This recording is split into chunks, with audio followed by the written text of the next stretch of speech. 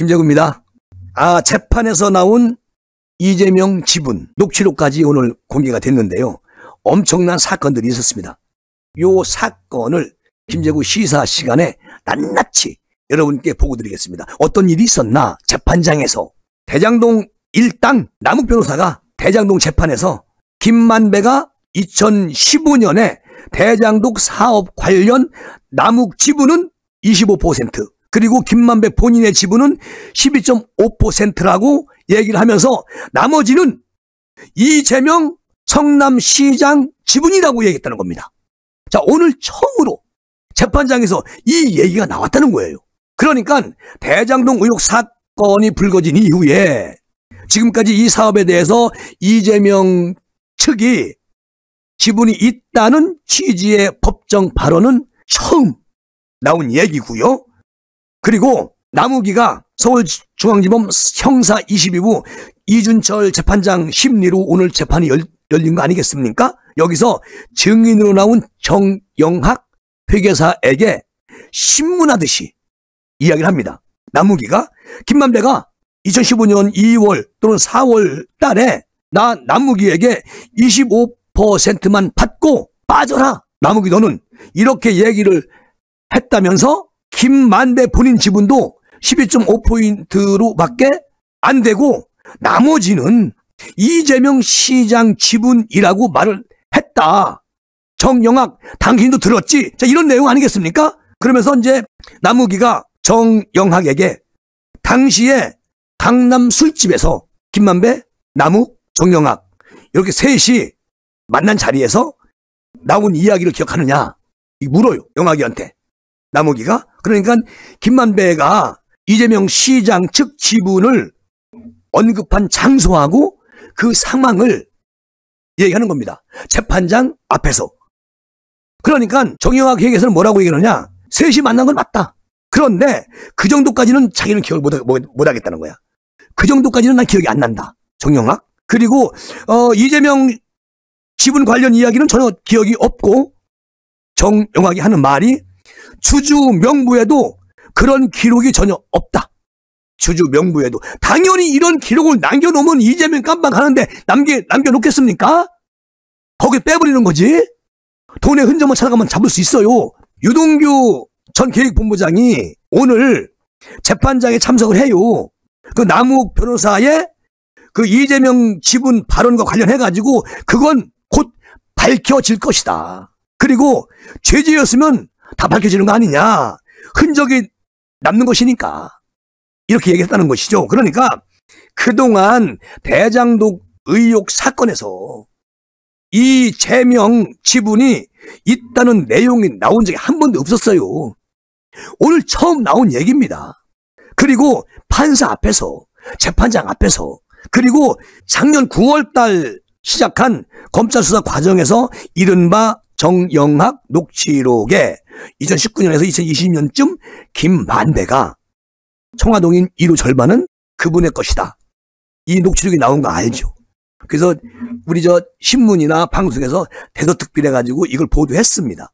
근데 여기서 그분이 오늘 남욱이가 얘기한 이재명이라는 겁니다.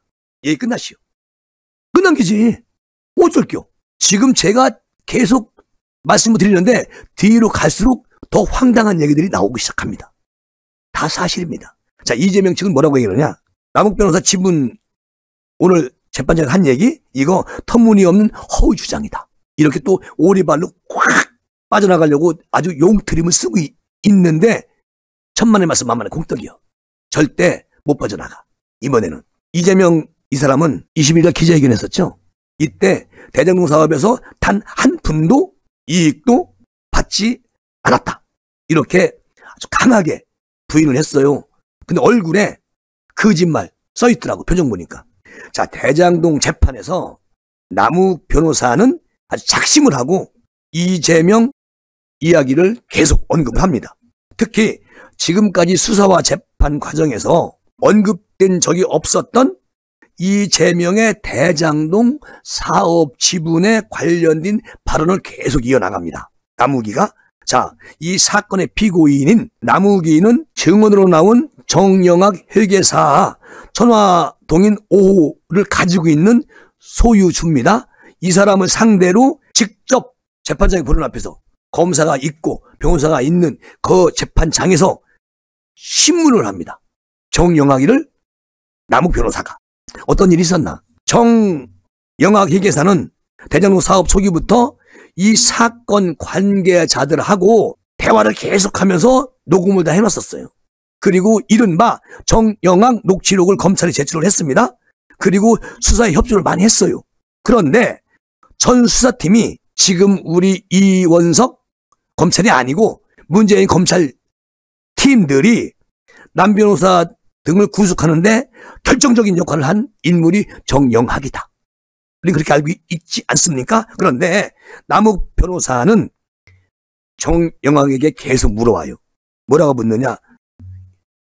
정 회계사가 2015년 7월 17일 날 만든 그 지분, 이거 배분표에 화천대유와 천화동인 2호에서 5호에 대해서 소유주와 지분 비율, 투자 금액과 회수 금액 등이 다 적혀 있는데 왜 1호에는 아무런 것도 기재가 없었던 거, 정영학 회계사 그거 기억합니까? 재판장 앞에서 물어봅니다. 그러니까 정영학이는 이렇게 말을 해요. 잘 모르겠다. 자, 오리발입니다. 화천대유가 천화동인 1호 지분을 다 가지고 있기 때문에 그것을 기록을 안 했던 것으로 생각이 난다. 생각이 든다. 난다. 이렇게 오락가락 얘기를 하는 것이죠. 자, 여기서 보세요. 화천대유가 천화동인 1호 지분을 다 갖고 있기 때문에 기록을 안 했다는 말을 하는 겁니다. 그러니까 이게 가만히 보면은 현재까지 알려진 바에 따르면 말이죠. 대장동 일당이 사업을 위해서 설립한 특수목적법인 성남의 뜰 지분은 우선주 93%하고 민간사업자 몫인 보통주 7%로 구성이 돼 있다는 거예요. 그런데 보통주는 화천대유가 1%, 천화동인 1호에서 7호까지가 6%를 차지했다는 겁니다. 근데 이 중에 김만배의 지분은 화천대유하고 천화동인 1호에서 3호로 보통주 전체의 50%가 김만배 지분입니다. 그러면 작년 대장동 사건 초기에 수사 과정에서 정영학 녹취록에 2019년에서 20년쯤 김만배가 천화동인 1호 절반은 그분 거라는 말을 했단 말이죠. 자, 이게 보도가 나오면서 결론적으로 조금 전에 정영학이가 얘기한 천화동인 1호 요거 기록 안 하는 이유가 흔적을 없애기 위해서 안 해놓은 거 아니냐. 자, 이 실체가 드러나면요, 이재명 정치생명만 끝나는 게 아니라 감옥 갑니다. 그리고 김만배가 그분이 누구인지에 대한 논란이 계속 보도되면서 우리 국민들이 의심하기 시작한 게 이재명이었잖아요. 정확하게 국민들이 생각하는 그 느낌이 딱 떨어진 겁니다. 그러니까 남욱 변호사는 천화동인 1호의 실소유주가 누구냐, 이재명 아니냐, 이 얘기를 재판장에서 오늘 한 겁니다. 그러니까 남욱이는 정 회계사에게 2014년 12월 초에 서초동 한 그 커피숍에서 김만배하고 남욱이하고 정 회계사 3명이 만나서 김만배가 남욱이에게 사업에서 빠져라 이렇게 얘기하면서 이재명이 너 남욱이가 있으면 사업권 주지 않겠다고 얘기하더라. 누가? 이재명이가. 이 말을 김만배가 합니다. 그리고 얘기를 한 사실이 있는데 정영학 회계사 이 얘기 들었죠? 라고 물어요. 그러니까 이게 그 당시는 성남시장이 재선된 그 이재명이가 대장동 개발 사업 추진하던 그 시기였기 때문에요. 딱 맞아 떨어지는 겁니다. 그런데 정영학이는 여기서 이렇게 말해요. 남욱이가 질문한 거에 대해서 그 자리에서 이재명 얘기 들은 적이 없다. 자, 오리발 뺍니다. 그러니까 남욱 변호사가 계속 같이 들었지 않았느냐. 셋밖에 없었는데 왜 안 들었다고 말하느냐. 지금 뭐 하는 겁니까? 따집니다. 재판장에서. 그러니까 정영학이는 저는 그냥 일부 수사 결과가 안 좋아서 빠져 있는 게 낫다. 그 정도만 들었고 이재명 얘기는 못 들었습니다. 오리발 내밀어요. 그러니까 남욱 변호사는 이렇게 말합니다. 검찰 조사에서는 들었다고 얘기했다. 누가? 정영학이가. 근데 왜 말 바꾸느냐. 그러니까 계속 추궁을 합니다. 정영학이를.